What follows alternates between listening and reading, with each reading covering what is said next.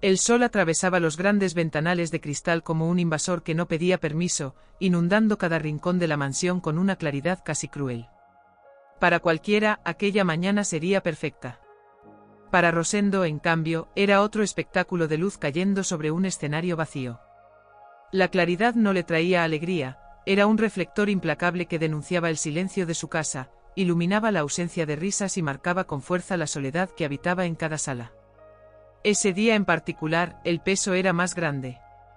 Se cumplían 3 años exactos desde la muerte de Elena. 3 años de un duelo que para el mundo parecía discreto y digno, pero que por dentro era una mezcla de dolor sincero y de una indiferencia cuidadosamente disfrazada. Elena había sido una esposa admirable, una compañera estratégica en los negocios, una pieza clave en el engranaje de su ascenso. Rosendo la respetaba, admiraba su inteligencia, agradecía lo que construyeron juntos. Pero no la amaba con ese amor que quema la piel y arranca el aire. No como una vez había amado, antes de todo esto. Sobre la chimenea de mármol blanco, un portarretratos digital proyectaba memorias en bucle. Elena sonriendo en una inauguración, Elena en un viaje a Italia, Elena vestida de novia, los ojos iluminados bajo el velo. Rosendo miraba aquellas imágenes como si fueran escenas de un documental sobre otra vida, sobre otro hombre. El dolor era educado, correcto, pero no visceral. Porque el dolor verdadero, el crudo, estaba guardado en otro lugar. Un recuerdo que no obedecía al tiempo, que no respetaba la riqueza ni el confort de los años. Un nombre que ardía en silencio, Rejane.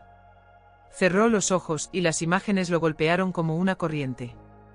Se vio a sí mismo con 25 años, delgado, con las manos encallecidas por el trabajo, pero con la cabeza llena de sueños más grandes que el pueblo polvoriento donde había crecido. Y la vio a ella con 19, piel morena por el sol del interior, cabellos largos y negros cayendo como cascada, y esa sonrisa que parecía contener un pedazo del universo. Estaban sentados junto al río compartiendo una botella de refresco barato, hablando de casas que nunca tuvieron, de hijos que solo existían en los sueños, de viajes que parecían imposibles. Su amor no tenía lujos ni escenarios sofisticados. Era un bote frágil navegando en aguas agitadas, pero era todo lo que tenían. Y era suficiente. Hasta que llegó la carta. Una beca en la capital. Una oportunidad única para romper la herencia de trabajo duro y sin futuro que había marcado a su padre y que amenazaba con marcarlo a él también. Una oportunidad que solo aparecía una vez en la vida. La despedida fue un desgarro. Volveré, Jo, le prometió usando el apodo íntimo con que ella lo llamaba, tomado de su segundo nombre, Josué, que solo ella usaba. Lo juro por todo lo que es sagrado. Ella tragó las lágrimas con los ojos húmedos pero firmes. Las promesas se las lleva el viento, Zendo. El mundo allá afuera es grande, se traga a gente como nosotros. A mí no me va a tragar. Y nunca voy a olvidarte. El último beso supo a refresco barato y lágrimas saladas. Subió al autobús, grabando en la memoria la figura de ella en la estación, levantando la mano hasta que se convirtió en un punto en el horizonte. Y el mundo cumplió su amenaza, lo devoró por completo. La capital era velocidad, concreto, ambición. Allí conoció a Elena, refinada, pragmática, hija de un industrial. Ella reconoció en él la misma hambre de poder. Se unieron, no por amor ardiente sino por cálculo. Y el fuego verdadero, el que tenía rostro y nombre, quedó enterrado bajo contratos, reuniones y balances. Rosendo construyó un imperio sobre la mentira de que Rejane merecía a alguien mejor, que seguramente lo habría olvidado. Se repetía aquello como oración, pero en el fondo sabía que era falso. Y aquella mañana, frente a las imágenes que giraban en la chimenea, comprendía que nunca había dejado de arder ese nombre. Ese día, en el aniversario de su vacío, el pasado decidió tocar a su puerta. El timbre sonó con una insistencia molesta, arrancando a Rosendo de sus recuerdos como si fuera un látigo. El eco metálico recorrió la mansión, un espacio demasiado grande para una sola persona. Frunció el ceño, nadie tenía la costumbre de interrumpirlo sin aviso. Era día libre de la gobernanta, y los guardias estaban haciendo ronda en el perímetro. ¿Quién podía atreverse a pulsar aquella campana? Avanzó por el vestíbulo irritado, sus pasos resonando en el mármol. Abrió la pesada puerta de madera tallada con brusquedad, dispuesto a despachar a quien fuese. La luz del mediodía lo cegó unos segundos. Cuando sus ojos se adaptaron, la escena lo desarmó. En el umbral había una mujer delgada, con los hombros encorvados por el cansancio y el rostro marcado por una vida dura. Sostenía de la mano a una niña de unos 8 años que se escondía tras su falda. Las dos llevaban ropa sencilla, limpia pero gastada. La mujer alzó la cabeza con un gesto de dignidad frágil. «Buenos días, señor. Perdón la osadía de venir. Mi nombre es Rejane. Nosotras, estamos pasando por una necesidad muy grande. No pido limosna. Pido trabajo. Sé limpiar, cocinar, planchar, cuidar un jardín. Lo que sea. No necesito salario, solo un plato de comida para las dos y un lugar seguro donde mi hija pueda dormir esta noche». Las palabras, simples y directas, le atravesaron el pecho como cuchillos. Ese nombre. Rejane. Rosendo murmuró incrédulo. Rejane. Ella lo miró extrañada. No reconocía en aquel hombre trajeado y erguido al muchacho flaco, despeinado, de manos ásperas. Para ella era solo un desconocido rico. Hasta que escuchó cómo pronunciaba su nombre con una intimidad imposible en boca de un extraño. La sangre se le heló. Retrocedió un paso, estrechando a la niña contra sí. No puede ser. El silencio se cargó de electricidad. Fue la niña quien lo quebró. Levantó el rostro y lo miró. Y Rosendo se quedó petrificado. Eran sus ojos. La misma forma, el mismo color, la misma intensidad. El cálculo era simple y cruel, él había partido 9 años atrás, la niña tenía 8. No solo era la hija de Rejane. Era su hija. Sintió que el suelo desaparecía bajo sus pies. Todo se derrumbaba. El luto por Elena, la culpa por la promesa rota, el impacto de descubrir aquella verdad brutal. Rejane comprendió al instante lo que había pasado por su mente. Y ese reconocimiento fue como otra bofetada. Fue un error, dijo con voz rota. Olvida lo que dije. Nos iremos. Giró para marcharse aunque significara volver a la calle, a la intemperie. Prefería cualquier cosa antes que mendigar a quien la había destrozado. Pero la niña, con fiebre y hambre, murmuró entre lágrimas. Mamá, me duele la barriga. Ese llanto débil rompió la coraza de Rejane. Y al mismo tiempo, rompió a Rosendo por dentro. Avanzó un paso, desesperado. Esperen. No se vayan. Entren, por favor. Ella necesita agua, descanso. No quiero tu ayuda, Rosendo, escupió ella, con odio y orgullo. Viví 9 años sin ti. También puedo hacerlo ahora. Pero la niña gemía, febril. Y al final, el instinto de madre venció al orgullo. Apretando fuerte a la pequeña, cruzó el umbral. El mármol blanco recibió las huellas polvorientas de sus zapatos. Los techos altos, las obras de arte, las luces cálidas, todo parecía insultarla con su ostentación. Dora, aún enferma, miraba alrededor con asombro. Nunca había visto nada parecido. Rosendo corrió a la cocina, volvió con un vaso de leche y otro de agua. Los ofreció con manos temblorosas. Para ella. Rejane tomó el vaso, ayudó a su hija a beber. La niña bebió con una avidez que desgarró el corazón de Rosendo. En ese instante entró Borges, el mayordomo. Se detuvo de golpe. Su mirada recorrió la escena, incrédula y con evidente desprecio. «Señor, ¿está todo bien? ¿Quiénes son estas personas?» Rejane bajó la cabeza, sintiéndose humillada. Rosendo alzó la voz, firme. «Son mis invitadas, Borges. Prepare una habitación de huéspedes y que sirvan comida de inmediato». Borges lo miró con frialdad. «Como usted ordene». La tensión se volvió insoportable. Rejane abrazaba a su hija dormida, y Rosendo se sentía por primera vez intruso en su propia casa. El imperio de soledad que había levantado empezaba a resquebrajarse. El cuarto de huéspedes estaba listo. Blancas sábanas de seda, muebles caros, decoración impecable. Para Rejane, todo era irreal, casi ofensivo. Puso a Dora sobre la cama y la niña, agotada, se hundió en aquel mar de suavidad. Rejane la cubrió con cuidado y se quedó sentada al borde, la mirada perdida. Rosendo se apoyaba en el marco de la puerta sin saber qué decir. Nunca en su vida había sentido tanta torpeza. Podía negociar contratos millonarios, dar discursos ante audiencias exigentes, pero ahora no encontraba una sola palabra adecuada. Rejane, balbuceó. Ella lo fulminó con los ojos. No me llames así. No después de todo. Él bajó la cabeza. Necesito entender. ¿Cómo llegaste a esto? Ella rió con amargura. ¿De verdad preguntas? Tú desapareciste, Zendo. Yo esperé, escribí cartas, busqué respuestas. Y cada silencio tuyo fue una sentencia. Rosendo sintió un puñal en el estómago. No tenía defensa. Solo la verdad. Fui un cobarde. No hay excusa. Ella acarició el cabello de su hija, como si aquella niña fuera su único ancla. Me quedé sola. Descubrí que estaba embarazada un mes después de tu partida. Mi familia me dio la espalda, me llamaron vergüenza. Y yo la crié sola. Día tras día, sin más fuerza que la de una madre.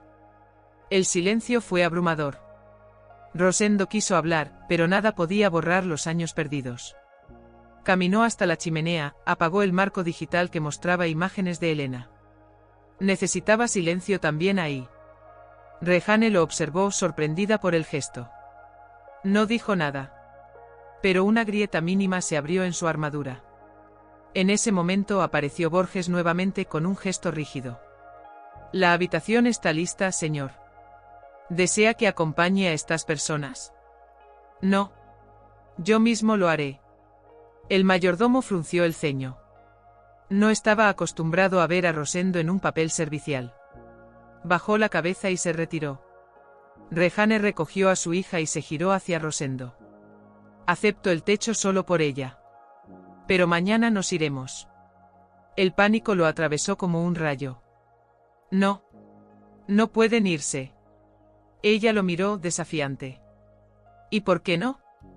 Rosendo tragó saliva, el corazón golpeando fuerte. Porque ella es mi hija. El silencio posterior fue brutal. Rejane se quedó inmóvil, como si esa confesión hubiera abierto un abismo imposible de cruzar. La mansión dormía, pero en la biblioteca las luces permanecían encendidas. Rosendo se encontraba allí desde hacía horas, incapaz de cerrar los ojos. Frente a él, la mesa de roble estaba cubierta de papeles que ya no podía leer, informes empresariales que no lograban distraerlo. Cada vez que parpadeaba volvía a ver lo mismo, la mirada febril de la niña, el ruego silencioso de Rejane, los años de ausencia convertidos en una sola acusación. El silencio lo ahogaba. Ya no era refugio, era juez. Y él, reo. En su interior crecía una obsesión, necesitaba saber. ¿Qué había vivido Rejane en todo ese tiempo? ¿Qué caminos la habían traído hasta su puerta con la hija que él nunca conoció? No soportaba quedarse con fragmentos. Era un hombre acostumbrado a tener control de todo. Y esta vez, su propia alma exigía respuestas. Tomó el teléfono y marcó un número que guardaba para asuntos delicados. La voz grave de Furtado, un investigador privado, respondió de inmediato. Necesito un informe completo sobre una mujer, dijo Rosendo con un hilo de voz, pero con determinación férrea. Rejane Silva. Quiero historial de empleos, residencias, cualquier registro público. Hablen con antiguos vecinos si hace falta, pero con la máxima discreción. Nada de acosos ni exposiciones. Lo quiero todo. 5 días, respondió el investigador, breve. Rosendo colgó. Y en lugar de sentir alivio, la culpa se le multiplicó. La sola idea de leer en un papel los sufrimientos de Rejane lo atormentaba, pero más lo aterraba el vacío de no saber. 4 días más tarde, Furtado regresó. Llevaba bajo el brazo una carpeta gruesa, y su rostro serio no dejaba dudas, el contenido era duro. Se sentaron frente a frente en la biblioteca. Señor Rosendo, comenzó el investigador, lo que encontramos no es agradable. Rosendo abrió la carpeta.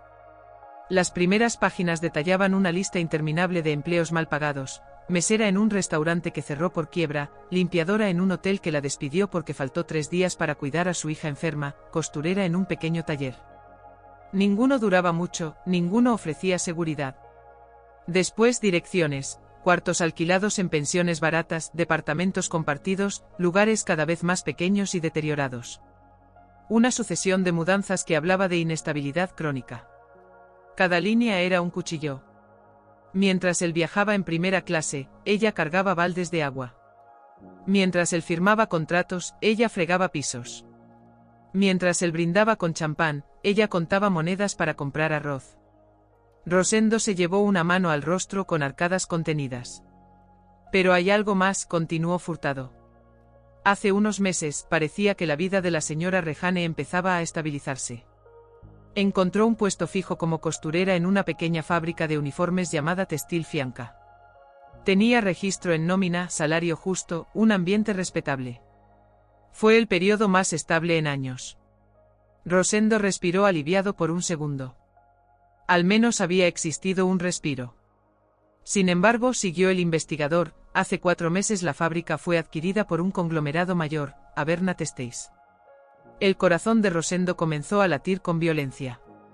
Esa terminología la conocía demasiado bien: adquisición, reestructuración, optimización de costos. La nueva gestión decidió reducir gastos, prosiguió Furtado. Todos los empleados con menos de un año de antigüedad fueron despedidos. Ella estaba en esa lista. Sin salario, acumuló deudas de alquiler. Fue desalojada. Y sin dónde ir, llegó a su puerta. Rosendo apretó los puños con tanta fuerza que sus nudillos se pusieron blancos. La boca se le secó. Apenas pudo articular.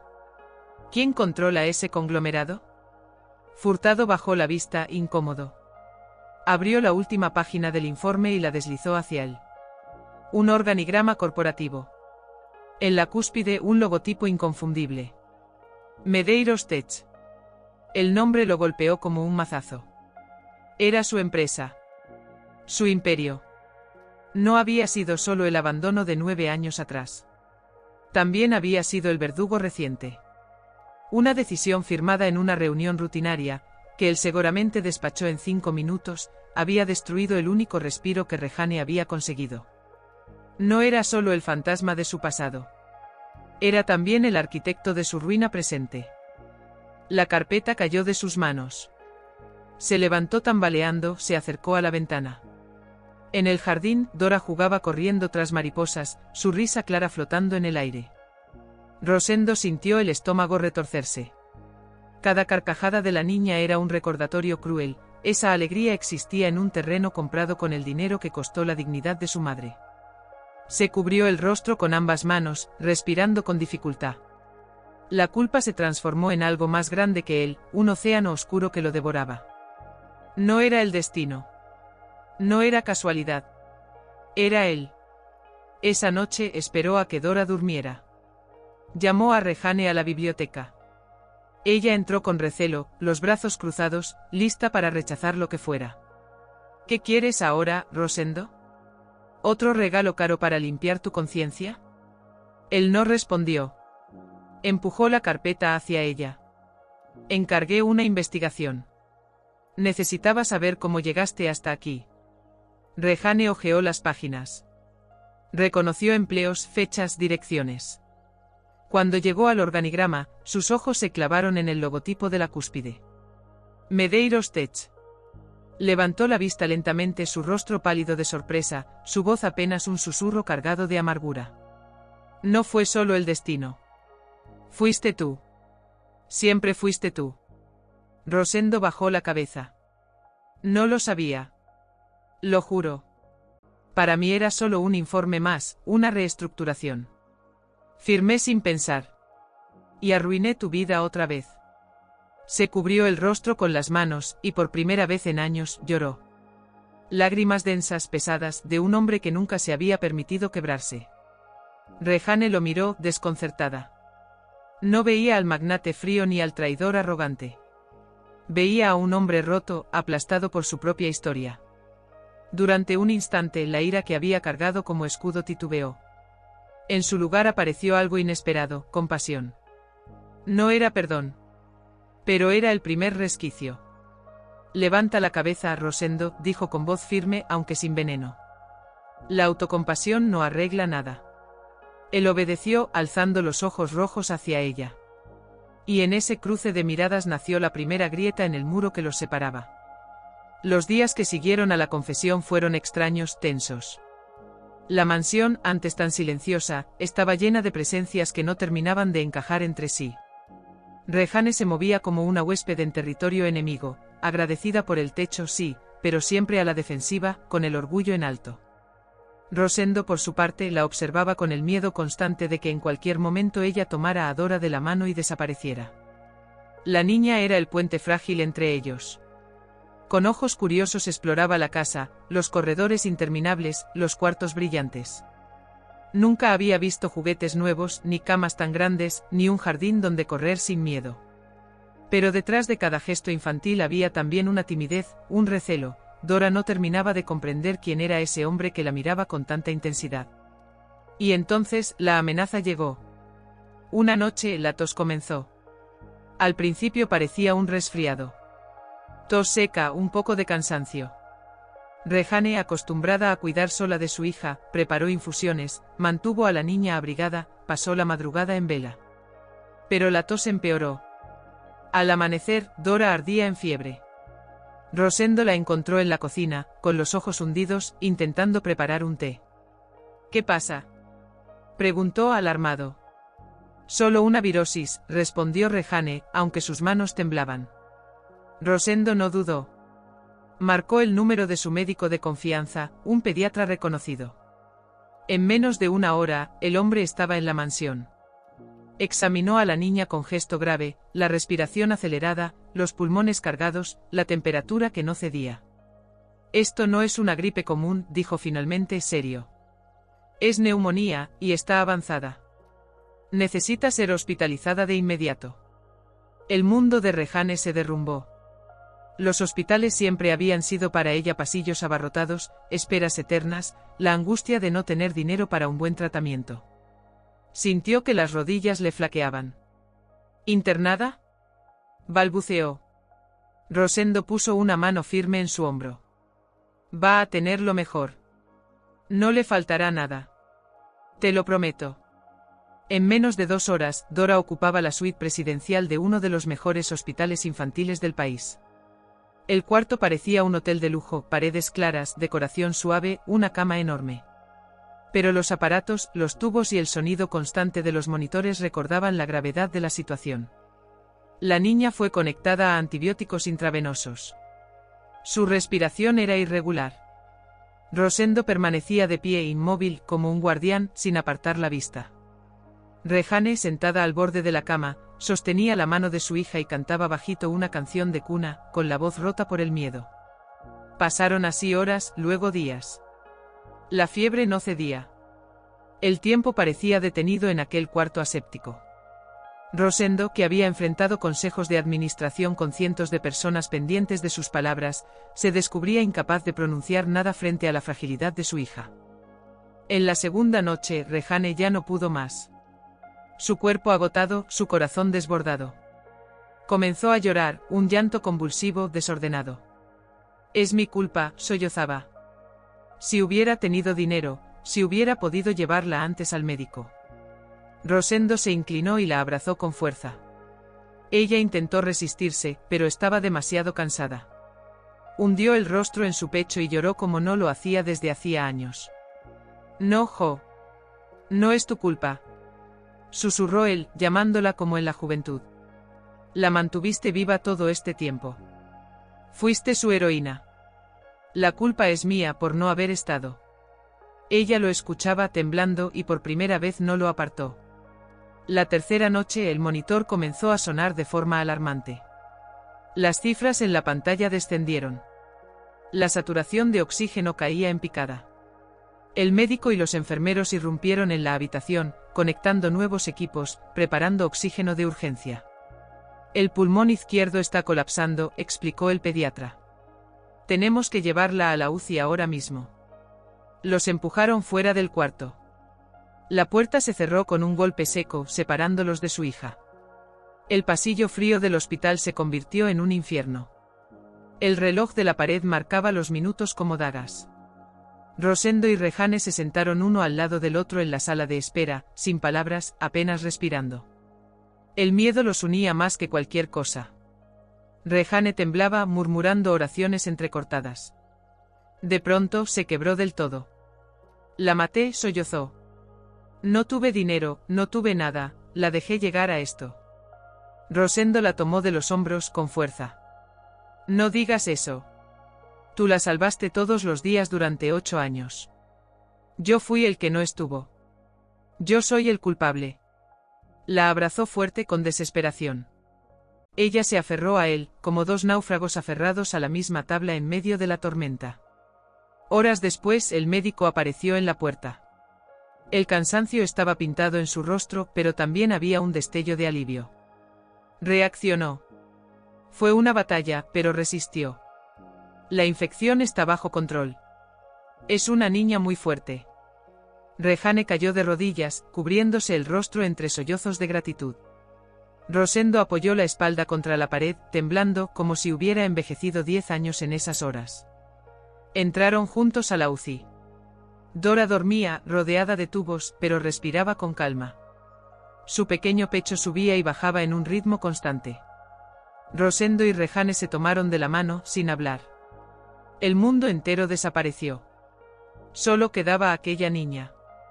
Y en ese silencio algo se selló, no eran ya un magnate y una mujer traicionada, eran simplemente un padre y una madre, unidos por el amor y el miedo de perder lo único que importaba. Dora salió del hospital 2 semanas después. Aún frágil, más delgada de lo que debería, pero viva. Rosendo mismo la cargó en brazos hasta el auto. Rejane a su lado caminaba en silencio, agradecida y desconfiada al mismo tiempo. Cuando cruzaron el portón de hierro de la mansión, la niña abrió los ojos grandes, el jardín la recibió como si fuera un mundo nuevo.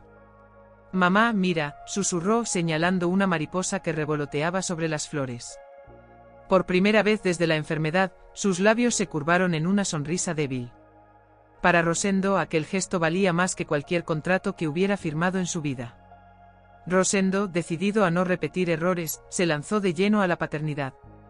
Canceló viajes, delegó funciones en la empresa, y convirtió su rutina en la de Dora. Aprendió a medir la fiebre, a preparar jugos, a leer cuentos hasta que la niña se quedaba dormida. Al principio, ella lo observaba con cautela.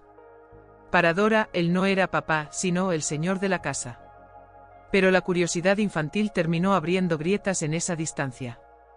Una tarde lo encontró intentando armar un rompecabezas en la sala de juegos. Se acercó despacio, espiando. «Ese caballo está al revés», dijo con voz tímida. Rosendo sonrió. «Lo sé. ¿Quieres ayudarme a arreglarlo?» Ella rió bajito, y él sintió que algo se encendía en su interior. Desde entonces aquel rompecabezas se convirtió en un ritual. Ella señalaba errores, él fingía equivocarse, y juntos inventaban historias para las figuras. Rejane los miraba desde la puerta, en silencio. Cada risa de su hija era un golpe a su orgullo, pero también un bálsamo para su corazón cansado. Aún así, no bajaba la guardia. Cuando Rosendo le ofrecía algo más allá de lo básico, un curso, un auto, un futuro, ella respondía con frialdad. «No quiero tu caridad. Solo acepto este techo por ella. Cuando consiga trabajo nos iremos». Esa frase era una daga en el pecho de Rosendo. El miedo de perderlas lo mantenía en vilo. Sabía que no podía retenerlas con dinero ni con autoridad. Tenía que conquistarlas con algo que no dominaba, paciencia. Pero había un obstáculo aún mayor, Borges. El mayordomo, fiel a la memoria de Elena, no veía a Rejane y Dora como invitadas, sino como una intrusión. Su lealtad era hacia el pasado, no hacia el presente. Sus comentarios eran puñales disfrazados de cortesía. La señora Elena jamás habría permitido tulipanes amarillos en el salón. Los consideraba vulgares. O dejaba fotografías de Elena en lugares visibles, como recordatorio de quién era la verdadera dueña moral de esa casa. La tensión escaló hasta que una tarde lluviosa, en la cocina, Borges dio una orden seca a las empleadas. «Asegúrense de que la plata esté pulida como le gustaba a la señora Elena. No podemos perder la disciplina». Rejane apretó los labios a punto de responder, pero la voz de Rosendo resonó desde la puerta. «Borges. A mi despacho. Ahora. En la biblioteca el ambiente era denso. Borges permanecía erguido con la dignidad de quien se cree guardián de una tradición. Rosendo no levantó la voz. Habló bajo pero con un filo cortante. Te debo mucho. Cuidaste esta casa y la memoria de Elena con lealtad impecable. Pero esa etapa terminó. Señor, yo solo, intentó replicar el mayordomo. La memoria de Elena será siempre honrada. Lo interrumpió Rosendo. Pero no será usada como arma para herir a mi familia presente. Borges lo miró incrédulo. ¿Familia? Rosendo se inclinó hacia él con una firmeza que no admitía réplica. Sí. Rejane y Dora son mi familia. Si no puedes aceptarlo, la puerta está abierta. Colocó un sobre la mesa.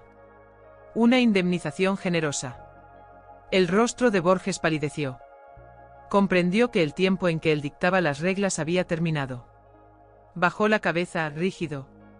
Fue un honor servirle, señor Rosendo. Le deseo suerte. Y se fue cerrando una era junto con la puerta.